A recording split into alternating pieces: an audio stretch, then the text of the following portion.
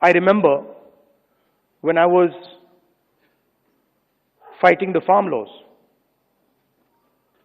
and he's not here anymore, so really I shouldn't say it, but I will. And Arun Jaitley ji was sent to me to threaten me. And he said, you know, if you carry on down this path, opposing the government, fighting us on the farm laws, we will have to act against you. I looked at him and said, I don't think you know who you're talking to. I don't think you have an idea who you're talking to.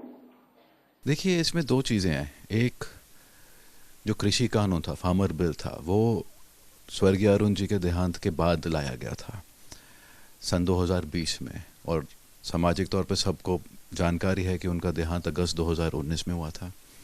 24 तारीख थी, 24 अगस्त 2019 को हुआ था. और रही बात, क्या वो धमकाते थे एज ए नेचर? उनके स्वभाव में ही नहीं था.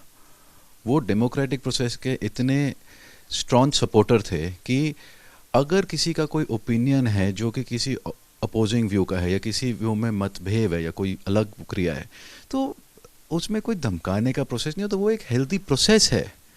रही बात दिस एलिगेशन कि भाई मेरे को थ्रेटन किया, is totally deniable because it is an event of farm law which is subsequent to his demise. तो इसमें कोई बेसिस है नहीं.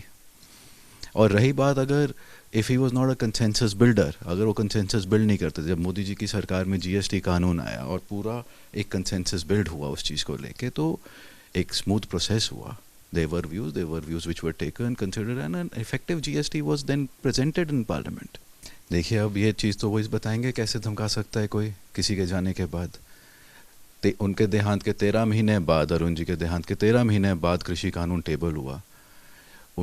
जब अगस्त 2019 उनका देहांत हुआ, उनसे चंद महीने पहले उनका स्वास्थ्य ठीक नहीं था, वो लोगों से मिल भी नहीं रहे थे. तो हमारी तो जानकारी में ऐसी कोई इंटरेक्शन या कोई नॉलेज है नहीं.